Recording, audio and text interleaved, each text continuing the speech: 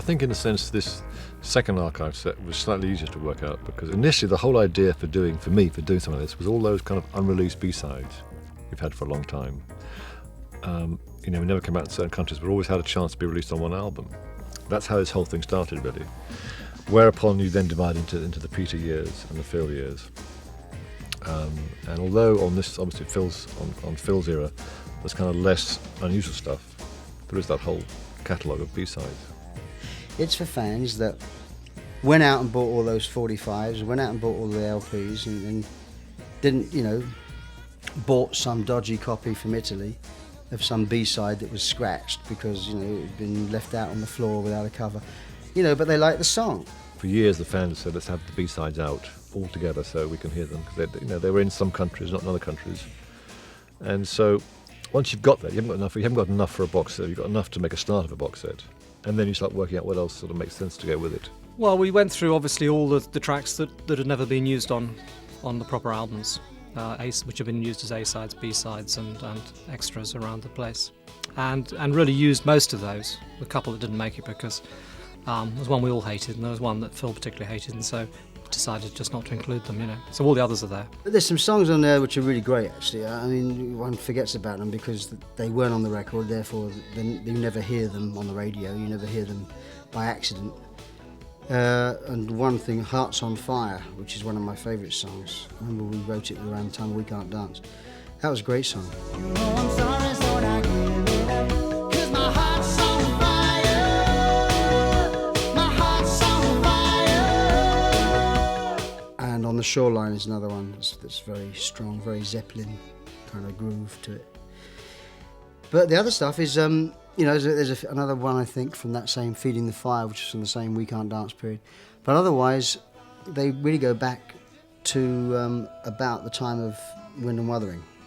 Never word could be heard, not even the sound of a bird, singing it over again, telling a different story. And then the rest of the stuff was really just live material, trying to make a decision on and using no live tracks that had ever been used before, and using live tracks from any era, any place. And I was amazed actually when I listened to all the stuff, how many tracks we'd never used actually. We've done a lot of live albums, as many people will tell you, I think. It's supposed to be a well-documented live band. But so you missed out on certain eras, in fact, and some one or two quite good pieces, like Duke's Travels, I think, particularly, which is very strong.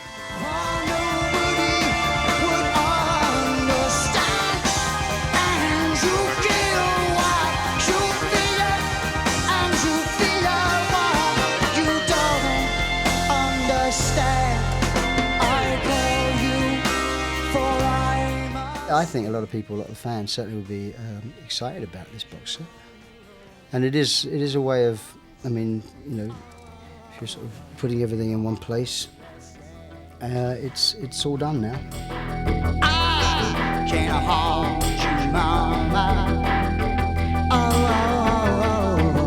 You're all the way. I did have a few things to say about some of the choices of song, and some I won, some I lost, and but with Mama, that was a surprise to me. I mean, I knew when they said they were going to do it, I said, oh, that sounds interesting. But I mean, I wasn't here when they went through the tapes to find out which was the best one. But I mean, I heard the rough one before they edited it to be the final one. And it seemed to be a really interesting idea for people to hear.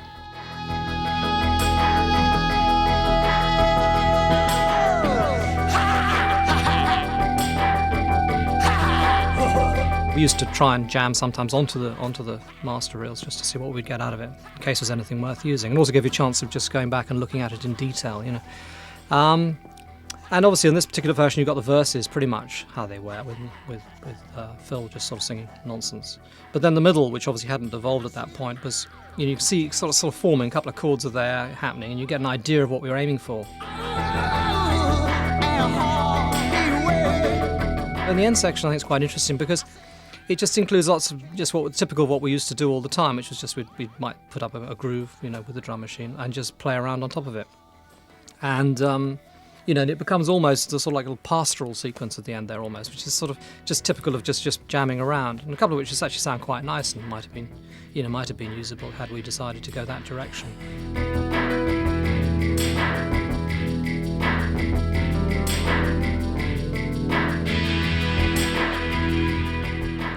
was nice for us to show to people how we worked. I mean, I think people never realised how, to use a very well-used word, organic we were. I mean, it really was, a lot of our writing just came from jamming, improvising, and that version of Mama was kind of how we used to do it, you know. We had a sort of working idea, a bit of a framework, got a drum machine going, a mood, an atmosphere, and Phil kind of bluesing on top. And so many songs came out of that sort of style of writing. And it's quite nice to show how the song and the character is there, even at that early stage. She seems to have it easy by the time she seems to have it easy by the time 12-inch stuff some of those songs are fantastic. I mean, Invisible Touch, when we heard that, because that was done by John Patoka, who did my No Jacket Required 12 inches, and he did a fantastic run on Invisible Touch, and we ended up using that arrangement, part of it, taking the best of it anyway, and putting it in the live show. She seems to have it easy by the time Well, that was all done at the stage when everyone did a 12-inch. You know, you got to make a 12-inch of the single. And it obviously worked for dance acts because they sold a lot of copies and they were played a lot. For us, no one really bought them apart from the sort of, you know, the collector fans. But I think the I Can't Dance one is very good. I always like that one, actually. The one's on the album. It definitely brought something different to it.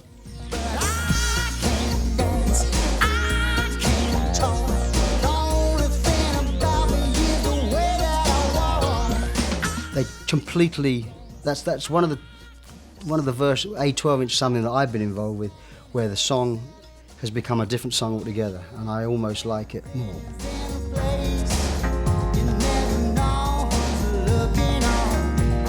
It sort of turns the song inside out because it uses the piano riff as the main riff throughout the song, and the guitar riff sort of comes in as the extra. So it's the reverse of what we did on the thing, and I think that works quite well actually. over the rooftops and houses. We did audition when Peter left because we wanted a singer, and I was always singing the songs to teach the guys to sing. So I kind of got pretty good at it, you know, and they kind of got used to my voice, and we did take a guy into the studio, but really we didn't find a singer purely because there's no one we really met that we wanted in the family.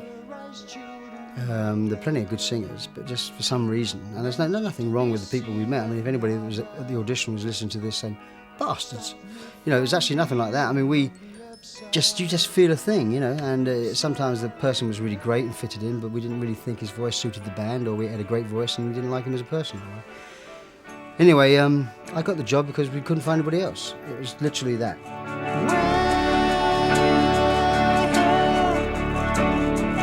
If we can help you, we will.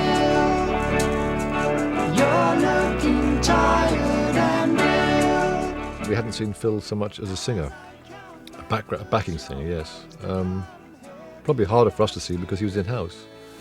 Although I think, when you think about it, it's so hard finding someone from outside your circle. We've been together as a group for quite a few years when Peter left. To find someone inside, A, for us, there were no new faces and no new characters to deal with. And B, probably looking back, the audience knew him and liked him and loved him, so there wasn't a great transition to go over that. They wanted him to do well.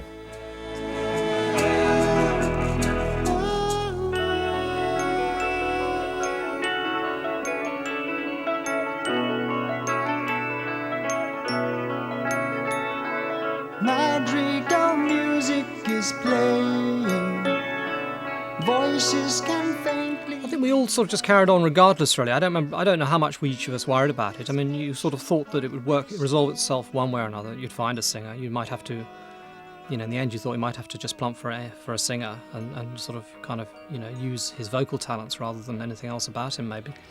I don't know, I think we were enjoying ourselves so much just writing. I remember Trick of the Tail just being a really enjoyable record to do, because The Lamb had been a bit of a struggle, to be honest. I mean, because it'd been time things to sort of keep to, and although some of the stuff came very easily, other bits were a bit more difficult, and there were more arguments in the band, and, you know, it wasn't the happiest of times. And so Trick of the Tail was like a breath of fresh air, really, and things seemed to come very easily, with lots of ideas around, and we had a great time doing it, I think. Certainly I did. I hardly know the reason. married, don't feel good at all. The live performances have always helped us. We've always been a great band live, even when Peter was singing with the band. In a way, being in a band's great because you've got two jobs. You know, you write and make records, and then you go and play it on stage. And the two parts are so different. They kind of work very well together.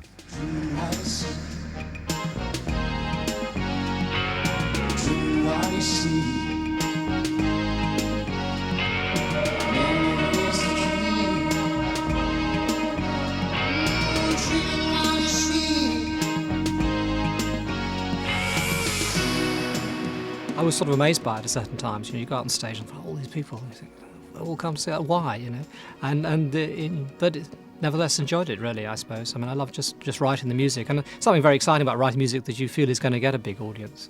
You know, there's some sort of there's a thrill in that when you get something that works and you think, that'd be great, that'll work really well.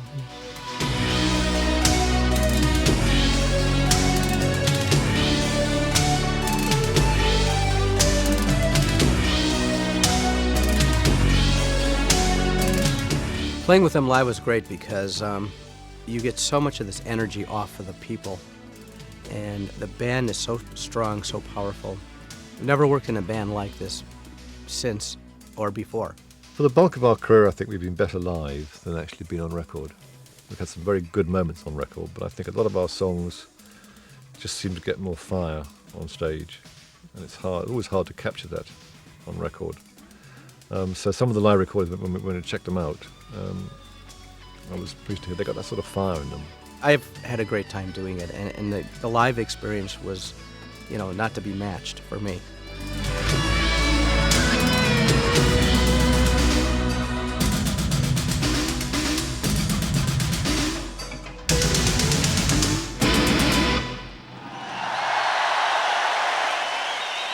I think moving here in our studio made a big difference to the records, because we always, when we were writing the thing and there was an energy, we were never able to capture that because we always had to go in the rehearsal room and do that because it was too expensive to go to a studio.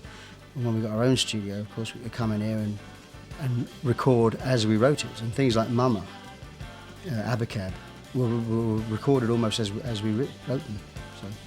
So it had, you know, we began to be a bit better on record in the later albums, I think.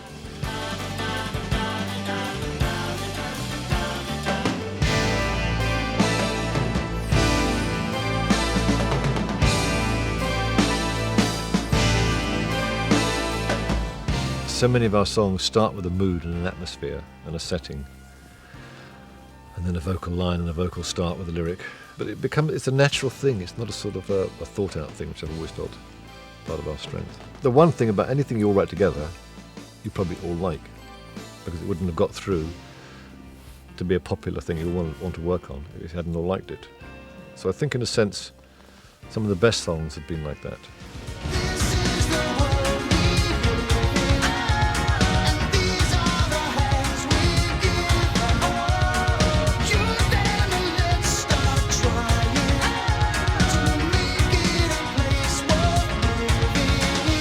Our relationship is based around music. I mean, there's no doubt about it. I mean, that's why we see each other, did see each other, whatever, was because we got on well. You know, what happened when we were in the same room and writing worked really well, I think. I just think of the Police, for example, where I can't really get the three of them in the same room anymore. You know, they hate each other, you know, in a nicely aggressive way. Whereas we really love each other, I think. I mean, we spent since 1970, so that's 30 years. But for the last 5 years, of course, 5 or 6 years, I haven't been in the band, but stayed in touch, you know. I mean, I called Tony and Mike, especially in the last 6 months or so, pretty often. They played at the wedding. We all played at my wedding. And same with Peter, but particularly Tony and Mike, you know, good friends. And so it's kind of, you know, it's nice to have these excuses to come back together again, really.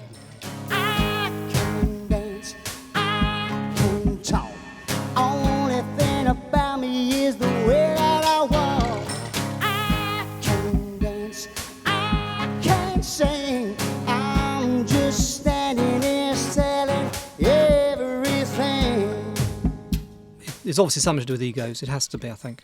I know that some groups would, have problems with this, and I think it would be fair to say, for example, if Phil had the sort of success he had later, when we were about 22, 23, that the band wouldn't have survived it. I don't think, because the younger can't take it. By the time it happened, we were sort of in our 30s and things, and it was sort of easier to take, and the band was pretty well established by that stage and everything, so you didn't feel totally that you were riding on his sort of, in his slipstream. It's to do with money. We've never had a row about money. I mean, I so often, it's such a shame, you're with guys and you see these bands who worked together for years, they were close for years, and they always seem to fall out over money. Now, Genesis used to argue all the time about music. But to be honest, never. I mean, I can't remember one single argument about money. I think because that was never really our reason for doing things, our motivation. And so that's always sort of something we never really, they had a great manager too, which helped. So that never came up in between us. I think it was always our problems and our relationship was always to do with music and friendship. You see her smiling through. I never thought so much could happen, just shooting pool. But I can't dance, I can't talk. Only thing about me is the way that I walk. My time with the band from 78 to 92 was probably the best time in my life as far as working with a group, because not only is it about the music that you're playing, it's about the people that you are working with. And I still today, get along with these guys great. They get along with each other. So part of that is, a lot of bands break up for a lot of very different reasons, and most of the time is personality clashes. I don't think that happens here. So my experience has been a great experience from even from a family standpoint.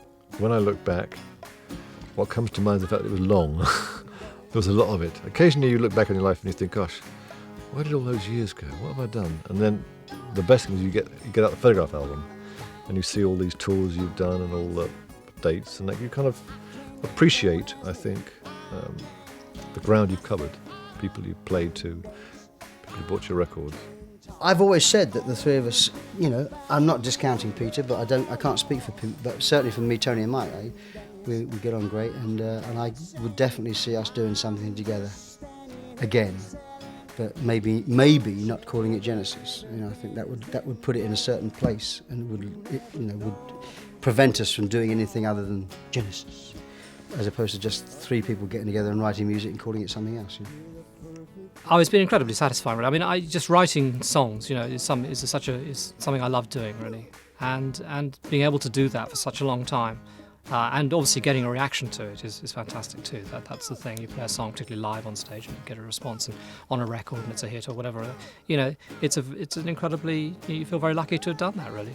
I mean, it does give you those incredible highs, but incredible lows, but in the main, the highs make it all worthwhile. It brings back all kinds of memories: good, bad, funny, indifferent. But apart from anything else, it's an excuse to see me mates. Yeah.